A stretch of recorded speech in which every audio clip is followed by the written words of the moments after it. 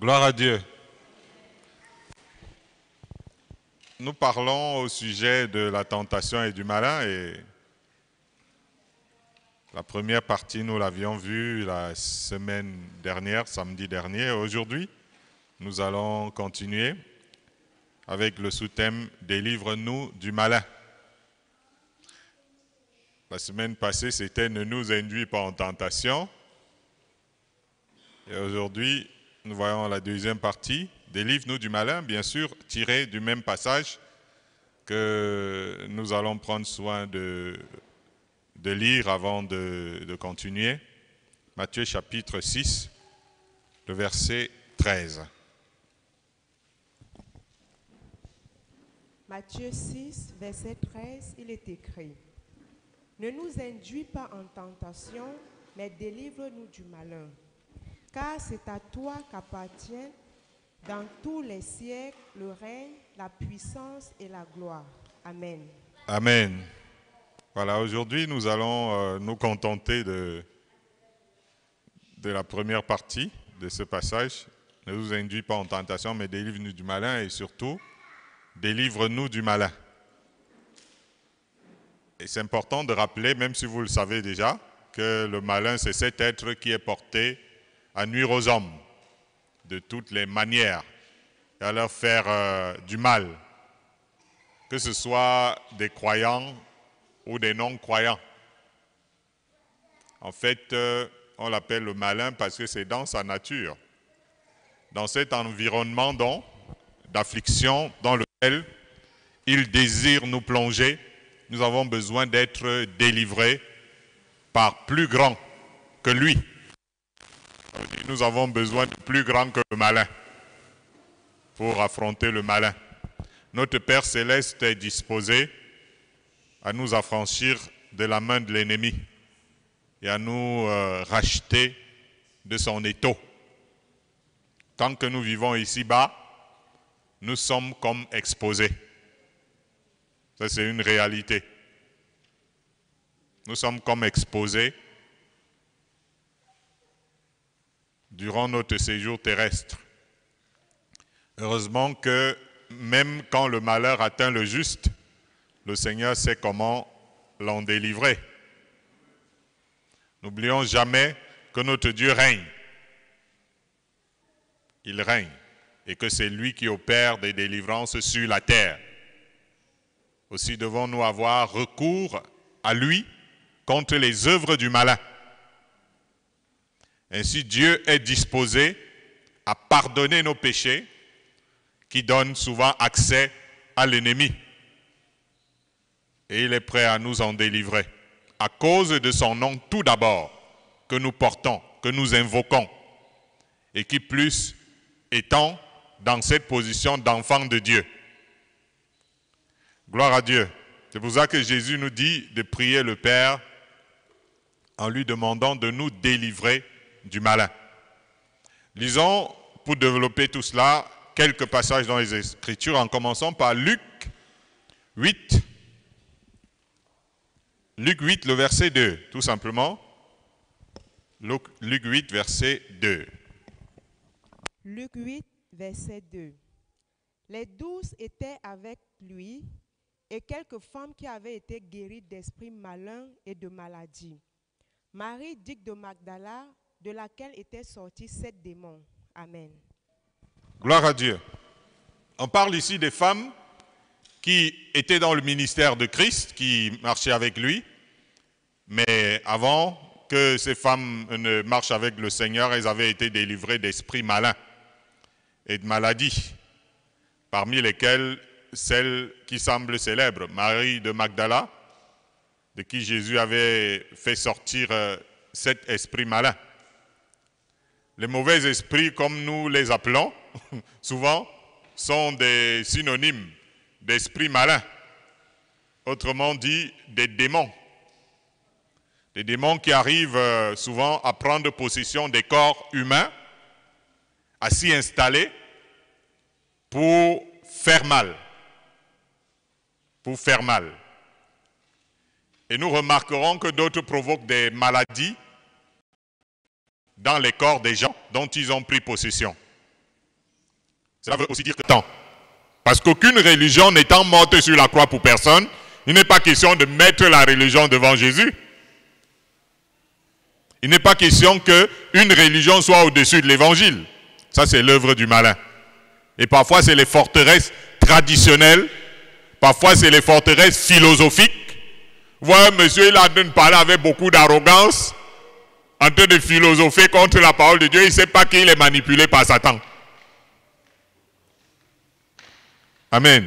Et ça, ce sont des forteresses que le malin construit souvent dans les cœurs des personnes pour les empêcher de recevoir favorablement l'évangile du salut. Donc quand Jésus dit « délivre-nous du malin », voilà une des choses que le malin est en train de faire contre la parole de Dieu. Que Dieu vous bénisse. Et il faut faire attention que vous vous éloignez de la parole de Dieu, vous êtes sous la manipulation du malin. Il faut faire attention que dans votre vie, vous ne vous intéressiez pas à la parole, peut-être juste samedi, vous êtes toujours sous une action du malin. Parce que n'oubliez pas ce que Jésus avait dit au malin dans le désert, l'homme ne vivra pas de pain seulement, mais l'homme va vivre de la parole de Dieu. Et si donc le malin essaye de faire en sorte que tu sois coupé de la parole de Dieu, il t'a eu quelque part. Lisons Éphésiens 6, verset 16. Éphésiens chapitre 6, verset 16. Il est écrit, « Prenez par-dessus tout cela le bouclier de la foi, avec lequel vous pourrez éteindre tous les traits enflammés du malin. » Amen. Amen. Voilà quelque chose aussi de très important que nous devons retenir à propos de « délivre-nous du malin », qui nous envoie des traits enflammés. Les traits, pour ceux qui ne comprennent pas le sens ici, sont souvent aussi regardés comme les flèches. Il y a aussi notre participation donc, puisque la Bible nous dit de prendre par-dessus tout le bouclier de la foi pour éteindre les traits enflammés du malin. Notre participation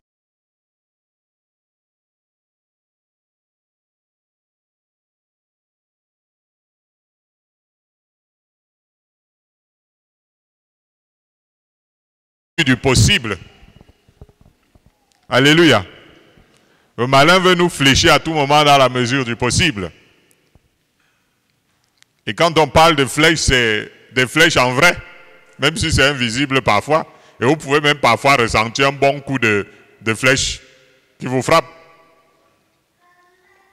La foi est un moyen de se protéger contre les attaques du malin.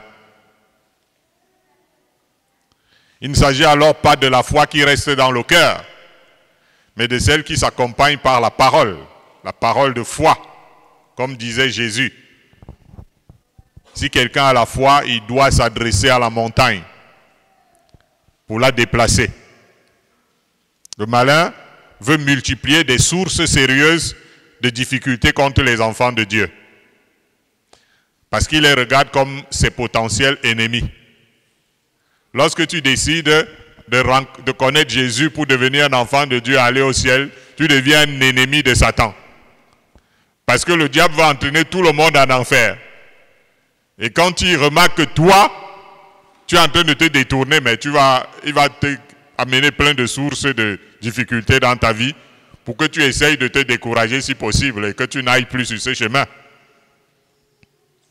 C'est pourquoi il nous faut l'arme de la foi inébranlable pour résister convenablement à l'ennemi et le faire fuir quand il vient. Gloire à Dieu. Nous devons nous délivrer des chaînes du malin en brisant également ses liens, comme le dit si bien le psalmiste, n'est-ce pas? Nous ne devons pas à ce sujet nous contenter des supplications, c'est-à-dire des prières de supplication. Un enfant de Dieu ne fait pas que des prières de supplication envers notre Père contre le malin. Là, il nous faut nous lever par la foi au nom de Jésus-Christ. En demandant à Dieu de nous sauver de la gueule du lion, il s'agit des incantations. Vous comprenez ça? Le passage de la Bible des Psaumes qui dit délivre-nous de la gueule du lion. Le lion en question, c'est l'ennemi qui rôde comme un lion. Et quand Dieu dit qu'il nous délivre de la gueule du lion, en fait, c'est ce qui sort de sa bouche. Et ce qui sort de la gueule du lion, ce qui est Satan, sont souvent des incantations. Ce sont des malédictions et des mauvais sorts qui sont lancés contre nous. Vous devez savoir que quand vous marchez dehors, il y a des personnes qui, leur travail, c'est juste d'être en train de dire des malédictions, de dire des mauvais sorts sur les passants. Parfois, tu dors chez toi, tu entends les cailloux qui tombent sur le toit. On est en train de te bombarder avec les mauvais sorts. Et toi, maintenant, tu dois tout faire pour révoquer par la foi au nom de Jésus-Christ quand tu sens ou que tu vis un truc pareil. Gloire à Dieu. Le psalmiste demande aussi à Dieu de le délivrer des grandes eaux. Est-ce que vous avez suivi ce passage-là? Il demande à Dieu de le délivrer des grandes eaux, en fait, qui symbolisent les esprits des eaux. C'est important de savoir qu'il délivre-moi des grandes eaux. C'est pas l'eau qui tombe, c'est pas moi, ou quelque chose comme ça. Les grandes eaux dans les prières du psalmiste symbolisent les esprits des eaux. Ces esprits des eaux sont encore appelés les maris de nuit. C'est encore appelé les femmes de nuit. D'autres disent les maris spirituels et les femmes spirituelles. Et parfois ça se manifeste dans notre vie, les attaques par des couches de nuit et autres esprits d'impudicité. Gloire à Dieu.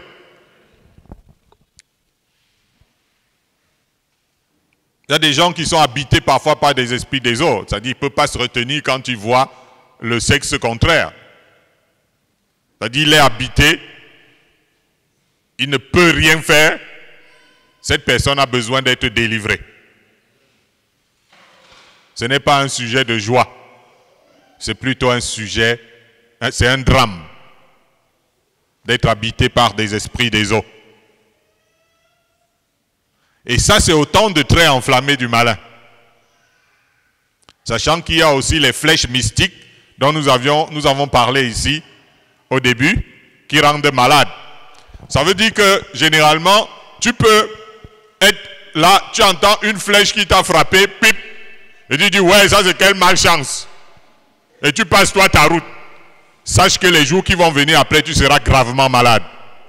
Mais si tu te levais, après avoir suivi ça, et à l'immédiat, tu te lèves, tu dis, j'arrache cette flèche au nom de Jésus, j'ai détruit les effets de cette flèche, j'ai détruit toute maladie envoyée contre moi, toute attaque et tout ça.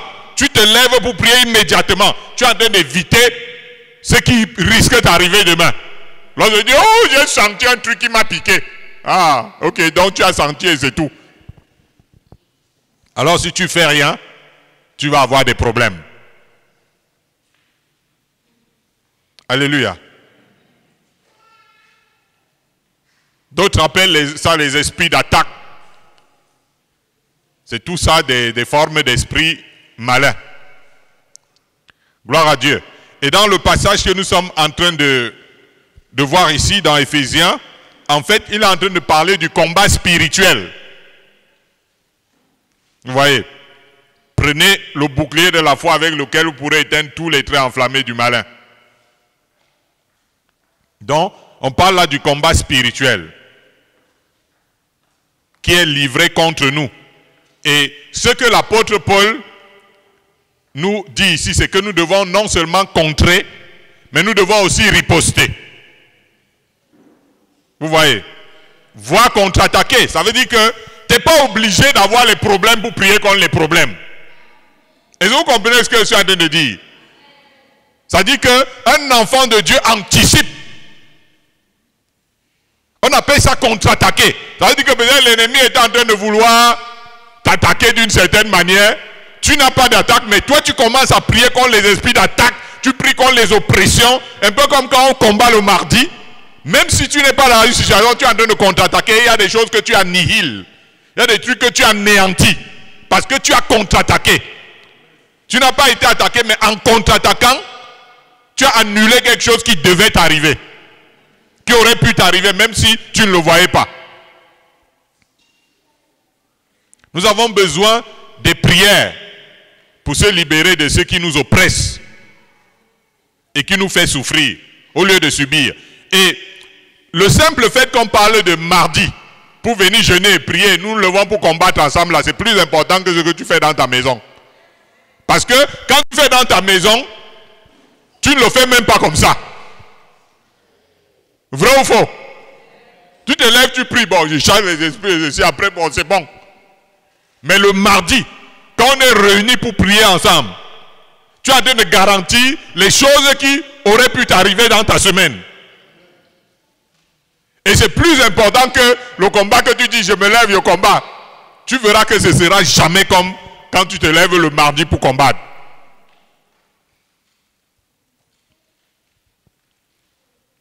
Alléluia. Donc nous avons besoin de prières pour nous libérer de ceux qui nous oppressent et qui nous fait souffrir au lieu de subir. Gloire à Dieu. Donc le chrétien, ce n'est pas quelqu'un qui est là, il subit seulement, il crie, il pleure. Non.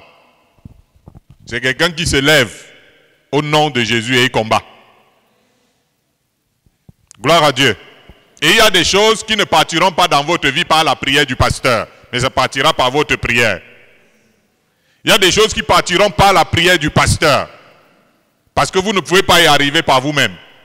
Et il y a d'autres qui partiront parce que tu as la foi, parce que tu t'es élevé par la foi.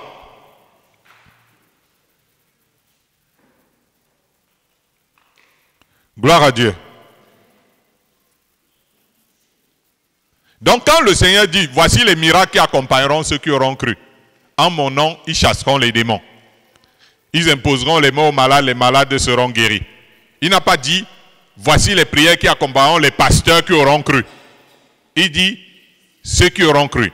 Ça veut donc dire que, même si tu n'es pas appelé à être ministre pour les autres, tu dois l'être pour toi-même.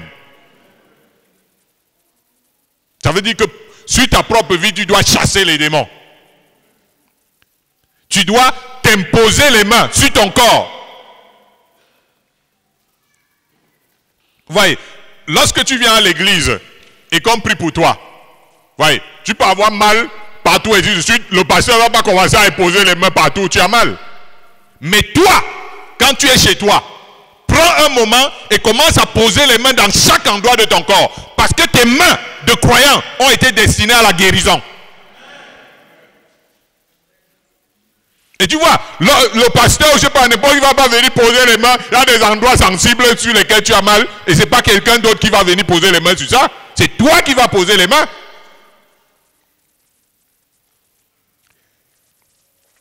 Et nous vivons avec des bobos sur nous. Nous vivons, c'est pas moi, oh j'ai mal, tu as mal quoi? Prends tes mains et pose sur toi chaque jour sur les endroits et guéris-toi. Parce que tes mains de croyants ont été faites pour la guérison. Utilise-les. Donc chaque jour, lève-toi, tu poses tes mains, tu es en train de guérir. Tu vas voir, beaucoup de choses vont changer. En rappelant au Seigneur, tu as dit, ceux qui croiront imposeront les mains aux malades et les malades seront guéris. Et parfois, par rapport à la maladie, parfois il faut une multitude parfois de prières, parfois il faut multiplier les prières, imposition des mains permanentes. Donc, si tu as mal dans ton corps, prends le temps, matin et soir, pose les mains. Tu peux aller, quand tu veux te laver, va dans ta douche et pose tes mains sur ton corps partout où tu as mal. Les mains en contact avec l'endroit où tu as mal. Alléluia. Parce que le Seigneur a donné ce pouvoir-là à tes mains. Voici les miracles qui accompagneront ceux qui auront cru. Ils imposeront les mains. Il n'a pas dit les pasteurs. Pose tes mains partout où tu as mal.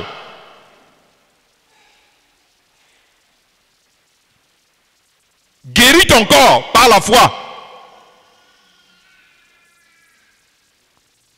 Vous pensez que la foi a été faite pour être dans les poches? Le Seigneur est venu donner la foi et ça ne sert à personne. Ta foi te sert à quoi? Utilise-la. ça chaque jour. Tu vas voir que certains trucs que tu avais vont partir. Parce que toi-même, tu es en train de poser les mains sur tes bobos, sur tes douleurs, et tu es en train d'avancer. Tu vas voir. Tu verras la gloire de Dieu. Alléluia. La Bible dit, prenez par-dessus tout le bouclier de la foi avec lequel vous pourrez éteindre tous les traits enflammés du malin. Donc arrêtons de subir, soyons aussi offensifs. Matthieu 13, verset 38.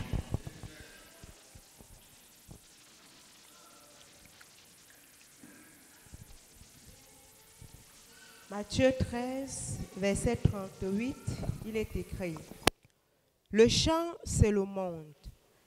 La semence, ce sont les fils du royaume. L'ivraie, ce sont les fils du malin. Amen. Amen. Là, Jésus est en train de faire une révélation terrible ici. Ce qui est bien ici, c'est que Jésus parle du monde. Et dans ce champ, ça dit dans le monde, il y a donc l'ivraie qui constitue les fils du malin. Nous dirons dans un langage plus simple, les enfants du diable.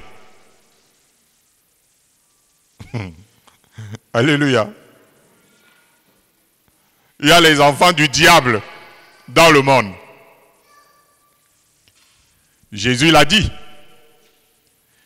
Et beaucoup de personnes ne comprennent toujours pas que dans ce monde, comme dans la parabole de l'ivraie qui avait envahi le champ pour essayer d'étouffer la bonne semence, il y a plus de fils du malin que d'enfants du royaume. Jésus a révélé cela de manière très claire. Ça veut dire que sur la planète Terre, il y a plus d'enfants du malin que d'enfants du royaume. Ne vous étonnez pas de ce que le monde soit ainsi.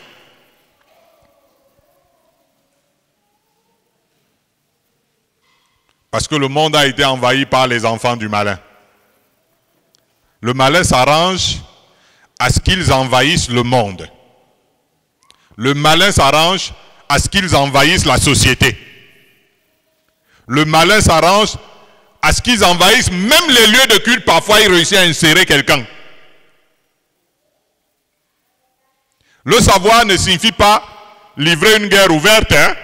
C'est-à-dire on va faire une guerre civile à partir de maintenant contre, puisqu'on sait déjà que tous les humains qui parlent à les fils du malin. Non, il ne s'agit pas de ça. En fait, le Seigneur avait expliqué à ses serviteurs qui avaient remarqué qu'il y avait l'ivraie dans le champ du maître et qui voulaient aller arracher. Il leur a dit, il faut faire avec. Il faut faire avec. Le Seigneur viendra nous en débarrasser en son temps. Mais ce que je voudrais vous dire, comme dans la parabole de l'ivraie, ils sont plus nombreux que les enfants de Dieu. Et vous et moi, nous ne pouvons pas changer cela. C'est ainsi. Je ne sais pas si ça va beaucoup vous aider, surtout que c'est subtil, et que vous pouvez aussi faire des confusions. Cette race du serpent est surtout caractérisée par la méchanceté extrême. D'ailleurs, on en voit parfois même dans les réseaux sociaux. On voit une personne qui part brûler des milliards. Vous croyez que c'est une personne normale? Méchanceté extrême. Par ailleurs, ils font preuve d'une immense ingéniosité au mal. Ça veut dire qu'ils sont super ingénieux pour faire le mal, pour atteindre leurs objectifs, pour arnaquer. Ils veulent nous entraîner dans le gouffre parce qu'ils savent que leur condamnation a déjà été arrêtée. Ils ne veulent donc pas périr seuls dans la géhenne. Nous devons avoir recours à notre Père afin qu'il nous sauve de ces gens. puisqu'il a permis que nous puissions vivre dans un environnement avec eux. L'apôtre Paul avait eu souvent affaire à eux. Et il avait remarqué que ces gens venaient contrer son évangile. Il dit d'ailleurs à l'un d'entre eux une fois, « Homme plein de toute espèce de ruse et de fraude, fils du diable, ennemi de toute justice, ne cesseras-tu point de pervertir les voies droites du Seigneur ?» Est-ce que vous vous souvenez de ce passage dans le livre des Actes et des Apôtres? Les gens étaient étonnés de ce que l'apôtre Paul est en train d'appeler un être humain fils du diable. Il ne s'agissait pas d'une personne qui a été possédée. On voit bien là un homme en chair et en os, mais fils du diable aussi rusé que son père, voulant faire les mêmes œuvres que son père le diable, comme par exemple pervertir les voies droites du Seigneur. L'apôtre Paul dit qu'ils sont remplis de toute espèce d'injustice, de méchanceté, de meurtre, de malice, de malignité. Ils sont impies, arrogants, et ils sont ingénieux au mal. Ça veut dire qu'ils savent, avec une astuce extraordinaire, créer le mal. Ce sont des êtres à l'apparence humaine, mais dont le but est de tromper l'humanité par leur ruse, dans les moyens de séduction. Ils ont beau être en contact avec l'évangile, mais ils demeurent des hommes méchants et imposteurs. Ils avancent toujours plus dans le mal, chaque jour. Ils égarent ce qu'ils réussissent à emporter dans leur sillage. Leur objectif, c'est de créer l'apostasie dans le monde. Ça veut dire créer un monde où les lois sont anti-bibliques. En introduisant des lois contre nature, comme nous pouvons le voir de plus en plus. La Bible les appelle les hommes de péché, les fils de perdition, qui ont pour finalité d'introduire dans le monde l'antichrist. Leur présence dans les familles humaines ne date pas d'aujourd'hui. Gloire à Dieu. Ils sont dans toutes les familles. Ils sont dans ta famille. Il en est ainsi et on ne peut rien y changer. Rappelez-vous que Jean, l'apôtre Jean, dans le 2e chapitre de sa première épître, dit que Caïn était du malin. C'est écrit oui ou non? Jésus a révélé à ses disciples que l'un d'entre eux, bien qu'il ait une apparence humaine, était un démon. Vrai ou faux? Et il était en train de faire allusion à qui? À Judas Iscariote. Alors, si ces fils du malin n'ont pas eu de recul à s'introduire parmi les disciples de Christ, alors ils peuvent s'introduire n'importe où. Ils peuvent s'introduire partout. C'est pourquoi le psalmiste demande à Dieu de le délivrer de l'homme inique et violent. Plusieurs d'entre eux se dédoublent la nuit. Ils se dédoublent la nuit. Ça veut dire qu'il est là et il devient deux. L'autre part rendre visite aux gens. Pas perturber les gens. On les appelle les esprits de poursuite. Parce que quand ils se dédoublent, ils deviennent les esprits de poursuite. Ils poursuivent les enfants de Dieu dans les rêves. Dans le but de se saisir en réalité de leurs âmes. Parce que dans le rêve, c'est une poursuite. Mais dans la réalité spirituelle, c'est pour attraper ton âme. Et te jeter dans une prison spirituelle. Donc, si pendant que vous êtes dans votre rêve, on a besoin de vous pousser, on vous arrête, c'est qu'on vous a arrêté vraiment. Ce n'est pas que c'est juste le rêve. Alléluia. C'est qu'on vous a arrêté vraiment.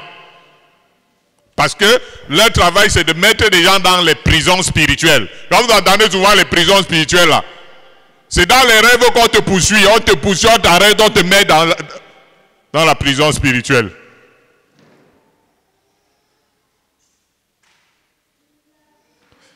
Mais là, ce n'est pas les démons de Satan. Ce sont les êtres humains qui sont les fils de Satan qui font ce travail. Est-ce que vous comprenez bien ce que je suis en train de vous dire? C'est eux qui poursuivent les gens dans les rêves. Et quand ils poursuivent les gens, en fait, c'est...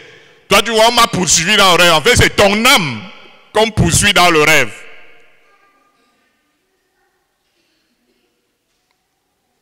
Gloire à Dieu.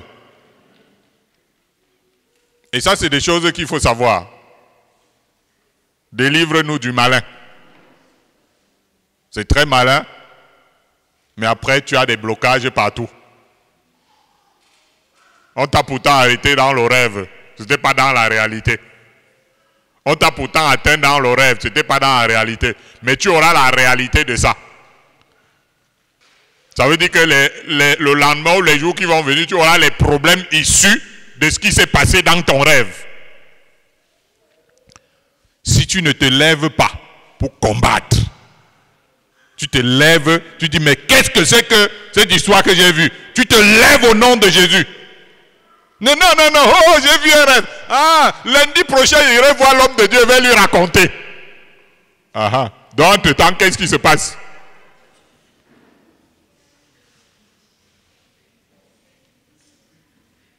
Entre-temps, qu'est-ce qui se passe?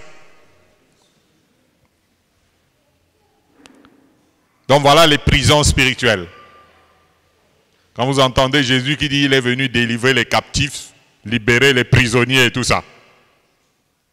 Parce que beaucoup d'âmes se retrouvent dans des prisons. Tu marches comme ça en pleine journée, mais tu es en prison. Vous voyez, non?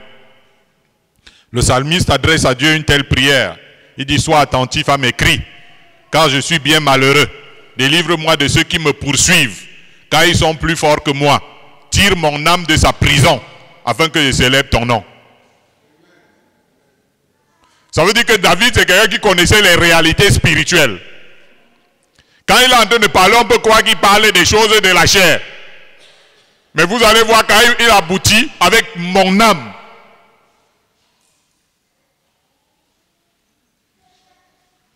Donc, la nuit, poursuite. Voyez-vous?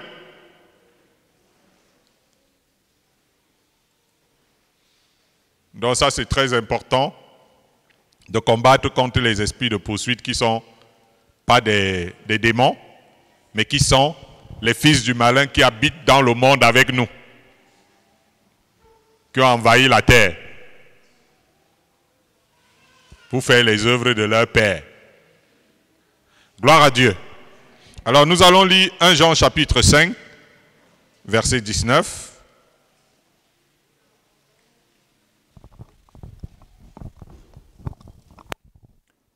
1 Jean 5, verset 19, il est écrit: Nous savons que nous sommes de Dieu et que le monde entier est sous la puissance de Dieu. Amen. Amen. Nous savons que nous sommes de Dieu. Mais il faut aussi savoir que le monde dans lequel nous vivons est sous la puissance du malin. Donc, les gens de Dieu se retrouvent dans un monde qui est sous la puissance, qui est sous l'influence diabolique. Ces gens qui parlent ici, non? Le monde entier sous la puissance du malin. Nous avons évoqué l'ivraie dans le champ du monde, non? Plus nombreuse que la bonne semence. Que vous le croyez ou non, c'est plus nombreux. Le problème, c'est que Satan veut que tous lui prêtent allégeance. C'est-à-dire que maintenant le diable veut que tout le monde aille signer un mauvais pacte à gauche, à entrer dans une chambre noire ou des trucs. C'est-à-dire que le recrutement est là. Dans les universités, dans les lieux de service, partout. C'est-à-dire être un enfant de Dieu, c'est comme si c'est pas bien. On est toujours en train d'attirer les gens pour aller entrer dans dans des trucs.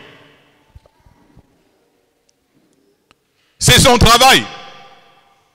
Il n'a pas hésité à proposer des choses à Jésus dans le désert, non? Hein? Et vous voyez la tentation. Jusqu'à Jésus, allez lui proposer des trucs. Si Jésus lui prêtait allégeance, alléluia, il vous tentera aussi. Il essaiera aussi de dominer sur vous, de vous entraîner à faire partie de ses admirateurs, ceux qui dansent au son de sa musique. N'est-il pas écrit au sujet de la bête apocalyptique, c'est-à-dire qui constitue un empire universel, un nouvel ordre mondial comme on dit? Il est écrit, et tous les habitants de la terre l'adoreront, ceux dont le nom n'a pas été écrit dès la fondation du monde dans le livre de vie de l'agneau qui a été immolé. Dans le 12e chapitre, on voit que cette bête entraîne même la chute du tiers des étoiles de Dieu. Toi, fais en sorte de ne pas faire partie de ce tiers qui est entraîné dans la chute. Alléluia. Il y a tellement de choses diaboliques qui envahissent nos sociétés. Et les gens valident, hein? Les gens valident naturellement. Gloire à Dieu. Satan s'introduit partout, même à travers des choses subtiles. Pour pervertir la société, c'est aussi simple. L'arbre de Noël, on danse une musique obscène. Les petits enfants du jardin. Cela commence par l'introduction souvent d'une pensée collective que tout le monde adopte. Alors qu'au fond, cette sagesse est terrestre et diabolique. Vous voyez, les institutrices sont bien organisées, non? Les parents sont là, tout le monde danse la tête comme ça, non? Donc dans notre société, on est tous parfois sous l'influence du malin et on est tous, personne ne réalise. Beaucoup de gens se retrouvent ainsi zélés pour quelque chose qui est d'origine satanique, mais qui est séduisante. Ceux qui tombent dans le piège sont ceux qui ne connaissent pas souvent les principes du royaume des cieux. Quand tu ne connais pas les principes du royaume des cieux, tu vas être un ballon que le diable va jouer comme il joue dans ce monde. Lorsque tu ne comprends pas que tu es là pour annoncer les vertus de Christ au monde, tu vas jouer le jeu du malin. Nous devons éviter d'être embarqués dans des œuvres mauvaises. Paul nous demande de nous revêtir de toutes les armes de Dieu, afin de pouvoir tenir ferme contre les ruses du diable. Il y a au-dessus de nous des dominations occultes. Au-dessus de notre tête là, il y a des dominations occultes qui sont au-dessus. Il y a au-dessus de nos têtes des autorités démoniaques qui sont au-dessus là. Des principautés sataniques. Les esprits de l'air, d'une extrême méchanceté, qui veulent influencer nos pensées. Qui veulent influencer nos actions de façon absolue. Alléluia. Et parfois vous allez voir que même à travers des publicités, on introduit des choses, parfois d'ordre pour amener les gens à s'accoutumer à quelque chose qui est impur, qui est mauvais, et là, à travers la pub, ça sonne, non mais c'est bien présent. Nous devons lutter pour ne pas être envoûtés.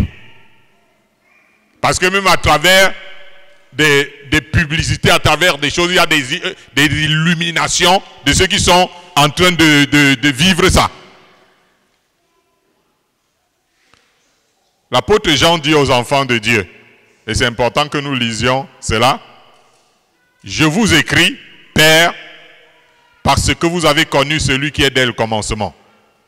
Je vous écris, jeunes gens, parce que vous avez vaincu le malin. Je vous ai écrit, petits enfants, parce que vous avez connu le Père. Je vous ai écrit, Père, parce que vous avez connu celui qui est dès le commencement.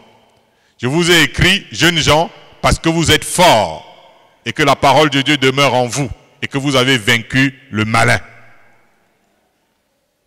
Beaucoup d'entre vous sont dans la catégorie des gens qui ont vaincu le malin. D'autres sont encore en train de balancer comme ça à gauche et à droite. Alléluia. Et c'est bien d'être de ce que Jean dit, je vous écris parce que vous êtes forts et que vous avez vaincu le malin. Gloire à Dieu. Nous allons lire un dernier passage dans la Bible. Ce que nous disons là est suffisant si tu es bien disposé pour être équipé et avancer avec Dieu. Proverbe 21, versets 30 à 31.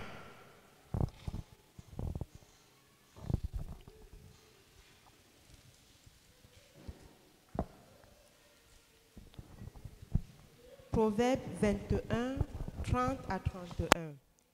Il n'y a ni sagesse, ni intelligence, ni conseil en face de l'Éternel. Le cheval est équipé pour le jour de la bataille, mais la délivrance appartient à l'Éternel. Amen. Amen. Gloire à Dieu. En face de toutes ces choses, même la théologie est impuissante. En face de tout ce que nous avons dit là. Ce n'est pas parce que quelqu'un a fait le grand séminaire qu'il sort de là, il est à l'abri de ça. La force de caractère des uns et des autres est insuffisante. Il y a des gens qui ont une personnalité compliquée. C'est-à-dire, waouh, forte personnalité, mais il est jonglé quand même par le diable. Le niveau d'éveil avancé de quelques-uns ne peut pas non plus les sauver. Votre zèle peut bien s'éteindre en chemin, non?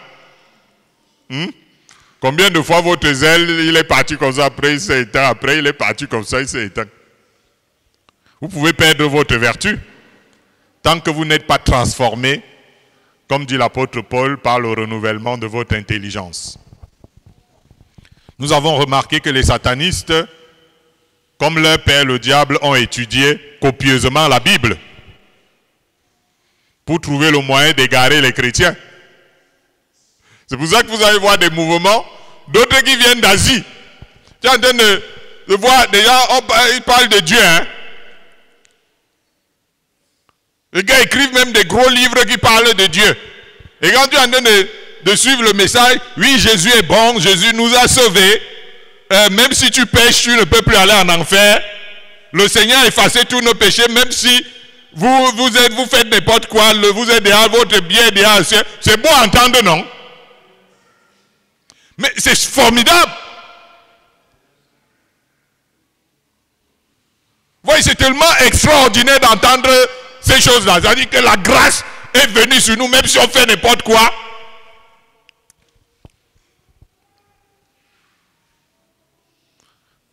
Et vous voyez beaucoup de multitudes, des foules, des millions de personnes sont dans cette doctrine, soi-disant au nom de Dieu, au nom de Jésus.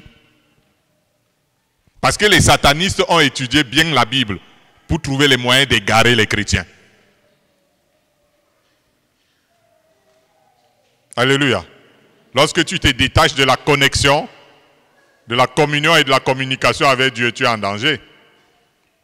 Nous devons invoquer le Père afin que le filet qu'il tende contre nous ne puisse pas nous atteindre. La délivrance appartient à l'Éternel. Et quand bien même nous aurions jeûné contre le type de démon qui ne parte que par le jeûne et la prière, la délivrance appartient encore à l'Éternel. Il est écrit que ce n'est pas une grande armée qui sauve le roi. Ce n'est pas une grande force qui délivre le héros. Le cheval est impuissant pour assurer le salut. Et toute sa vigueur ne donne pas la délivrance. Si Dieu n'ordonne pas notre délivrance, le malin va nous garder en captivité. Parce qu'il n'est pas disposé à lâcher ses proies. C'est le Père Céleste qui est le Dieu des délivrances. Quand Jésus dit, priez, délivre-nous du malin, il sait ce qu'il est en train de dire. Alléluia. C'est le Père seul qui nous donne pleine liberté en face du malin. Nous devons trouver notre refuge en lui, afin que nos âmes soient délivrées. Dieu travaille aussi à susciter des ministres pour la délivrance de son peuple, afin que ceux qui sont sous l'emprise de l'ennemi soient secourus efficacement. Cependant, Jean nous indique le plus grand palliatif contre l'ennemi dans la vie des croyants qui se confient en Dieu le Père. Il dit, nous savons que quiconque est né de Dieu ne pêche point. Ça veut dire qu'il a abandonné la vie de péché, ça ne veut pas dire qu'il ne fait pas d'erreur. Quand Jean dit ne pêche point, ça veut dire qu'il n'est plus dans la vie de pratique de péché. Il peut faire une erreur humaine. Mais celui qui est né de Dieu se garde lui-même et le malin ne le touche pas. Donc ça, c'est l'un des grands palliatifs contre le malin. Gloire à Dieu. J'aimerais qu'on garde un moment de silence pour réfléchir sur ce que nous avons entendu dans une prière interne et personnelle.